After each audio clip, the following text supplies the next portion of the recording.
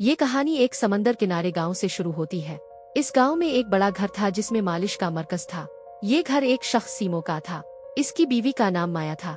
सीमो कुछ भी नहीं देख सकता था, इसलिए माया इसकी देखभाल करती थी। दोनों आंखों के डॉक्टर के पास जा रहे थे ताकि सीमो फिर से देख सके। कुछ देर बाद दोनों डॉक्टर के पास मौजूद थे। डॉक्टर ने बताया कि सीमो के तमाम टेस्ट ठीक हैं, इसलिए ऑपरेशन के बाद वो दोबारा देख सकेगा।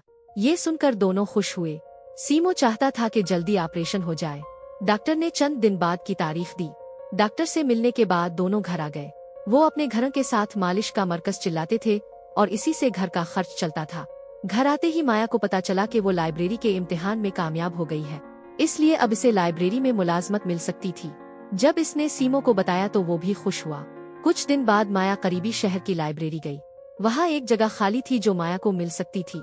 माया ने वापस आकर सीमो को बताया कि मुझे नौकरी मिल सकती है, लेकिन मुझे इजाफी वक्त देना होगा।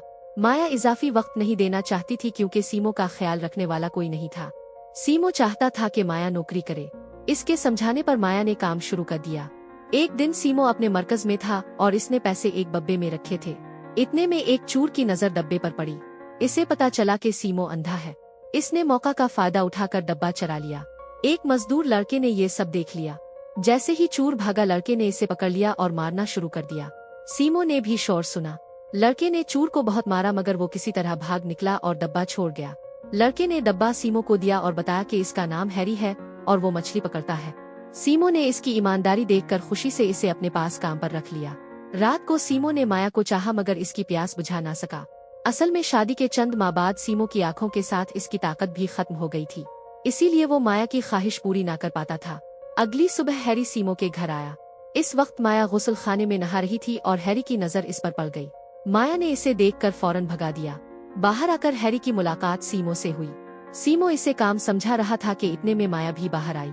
सीमो ने इसे हैरी के बारे में बताया। माया ने मजाक करते हुए कहा कि ये भाई जी तो किसी चूर जैसे लगते हैं जो पहले हमारे घर आया था। माया की बात सुनकर हैरी ने मुआफी मांगी और कहा कि मुझे नहीं मालूम था कि आपकी बीवी भी यहाँ रहती है। ये कहकर वो काम करने लगा। इसके बाद सीमो ने माया को सब कुछ बताया कि हैरी ने चूर को कैसे मारा था। माया को हैरी अच्छा ना लगा, इसलिए वो सीमो को कहकर काम पर चली गई कि अपना ख्याल रखना। वहाँ हैरी गाहक ढूंढने की कोशिश कर रहा था मगर कामयाब ना हुआ। इसके बाद वो सीमो के पास आया और इससे आंखों के बारे में पूछा। सीमो ने बताया कि वो फायर ब्रिगेड में काम करता था और एक होटल में आग लगने पर लोगों को बचाते हुए इसकी बीनाई चली गई। ये सुनकर हैरी ने भी अपनी बात बताई कि वो यतीम है और इसका कोई घर नहीं। वो उधर उधर रहकर छोटी सी जिंदगी गुजार रहा है। कुछ देर बाद एक लड़की तारा सीमो के पास आई। तारा इसकी हमसाई थी और बचपन से सीमो से मोहब्बत करती थी। वो हमेशा इसके करीब आने की कोशिश करती थी मगर सीमो इससे बचता था। रात को जब माया घर आई तो हैरी ने इसका इस्तकबाल किया। वो ये देखकर हैरान हुई। सीमो ने बताया कि हैरी का कोई घर नहीं, इसलिए अब वो हमारे साथ रहेगा। माया ये सुनकर हैरान रह गई और इसी वक्त घर की बिजली चली गई। माया को हैरी बिल्कुल पसंद नहीं था मगर सीमो ने इसे घर में जगह दे दी। दोस्तों, अगर आप इस वीडियो को देखते हैं तो वीडियो को लाइक और चैनल को सब्सक्राइब करना ना भूलिए। अगली सुबह माया की कमर में दर्द था और कोई पीछे से आकर इसे दबाने लगा। माया ने समझा ये सीमो है मगर जब देखा तो वो हैरी था। इसने इसे डांट कर भगा दिया। बाहर आकर इसने डब्बा देखा मगर इसमें कोई पैसा ना था। इतने में हैरी आता दिखाई दिया जिसके हाथों में बहुत पैसा था। माया ने पैसे छीन कर पूछा कि ये पैसे कहाँ से आए, तुमने चोरी की है। हैरी समझाने की कोशिश करता रहा मगर माया ने यकीन ना किया और कहा कि छोटे कामों से इतने पैसे नहीं आ सकते, जरूर तुम चूर हो, इसके पास फोन भी है। ये कहकर इसने हैरी को घर से निकाल दिया। सीमो भी शोर सुनकर बाहर आया। माया ने इसे भी बताया कि हैरी ने चोरी की है। ये सुनकर सीमो ने कहा कि मैंने ही इसे पैसे दिए थे ताकि वो सौदा ले आए।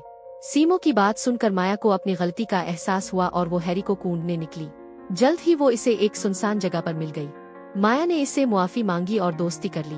वक्त गुजरता गया और माया को हैरी पसंद आने लगा। माया का दिन तो कामों में गुजर जाता था मगर रात को इसकी प्यास इसे बहुत सताती थी। सीमो कोशिश करता था कि इसकी प्यास बुझा दे मगर इस बेचारे की ताकत साथ नहीं देती थी। हैरी पढ़ा लिखा नहीं था, इसलिए माया ने इसे पाना शुरू किया ताकि वो मसाज सेंटर को बेहतर तरीके से चला सके।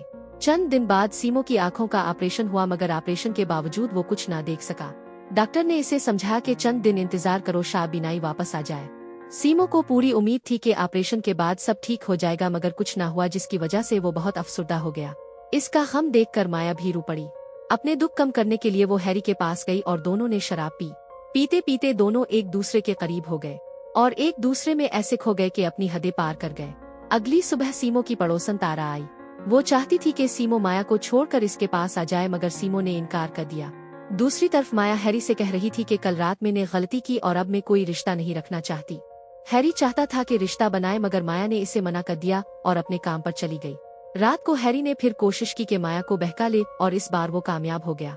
माया ने दिल में फैसला तो कर लिया था कि हैरी से दूर रहेगी, मगर सीमो इसकी ख्वाहिश पूरी ना कर पाता था, इसलिए वो खुद पर काबू ना रख सकी। यूं वो हैरी के साथ ज्यादा वक्त गुजारने लगी। सीमो को भी शक होने लगा, मगर दोनों बहाने बनाकर इसे धोखा देते रहे। एक दिन हैरी ने माया के साथ वक्त गुजारते हुए इसकी चुपके से वीडियो बना ली। बाद में वो अपने दोस्तों के साथ बैठा शराब पी रहा था और ये वीडियो उन्हें दुखा रहा था। इसने सब कुछ अपने दोस्तों को बताया कि वो किस तरह माया के करीब आता है। हैरी ने वीडियो इसलिए बनाई थी ताकि दोस्तों को यकीन दिला सके। बातों ही बातों में इसके एक दोस्त ने वीडियो अपने फोन में शेयर कर ली। कुछ दिन बाद माया जब लाइब्रेरी में थी तो लाइब्रेरी के सरबराह ने इसे वही वीडियो दिखाई। ये वही वीडियो थी जो हैरी ने छप कर बनाई थी और इसके दोस्तों ने इसे इंटरनेट पर डाल दिया था। दूसरी तरफ तारा भी सीमो के पास गई और इसे माया की वीडियो के बारे में बताया, मगर सीमो ने यकीन ना किया। इसे लगा कि तारा झूठ बोल रही है ताकि वो माया को छोड़ दे। तारा के जाने के बाद सीमो रोने लगा क्योंकि इसे ये बात पसंद नहीं आई थी। रोते हुए जब इसने चश्मा उतारा तो अचानक इसे सब कुछ दिखाई देने लगा। ऑपरेशन के वक्त तो कुछ नजर नहीं आया था, मगर आज वो सब कुछ देख सकता था। उधर माया जब काम से वापस आई तो हैरी पर गुस्सा किया और कहा कि तुम्हारी गलती से मेरी नौकरी चली गई। हैरी ने समझाने की कोशिश की कि वीडियो मैंने बनाई थी मगर इंटरनेट पर नहीं डाली, मगर माया कुछ सुनने को तैयार ना थी। समझाते समझाते हैरी इसके घर तक आ गया। जब माया ने फिर बात ना मानी तो इसने इसे बहकाने की कोशिश की और माया मान गई। यूं दोनों ने फिर साथ रहना शुरू कर दिया। इतने में सीमो भी घर आ गया और इसने दोनों को इकट्ठे देख लिया। वो माया से बेहद मोहब्बत करता था, मगर इसे किसी और के साथ देखकर गुस्से में आ गया। इसने गुस्से में आकर अपना ही घर जला दिया जिसके अंदर माया और हैरी मौजूद थे। आखिरकार दोनों जलकर मर गए, जबकि सीमो तारा के साथ चला गया। इसने तारा को सब कुछ बताया कि वो कभी भी इसकी ख्वाहिश पूरी नहीं कर सकता, मगर तारा फिर भी इसके साथ रहने पर राजी हो गई। कहानी अच्छी लगी हो तो वीडियो को लाइक और चैनल को सब्सक्राइब करना ना भूली। शुक्रिया, मिलते हैं अगली वीडियो में।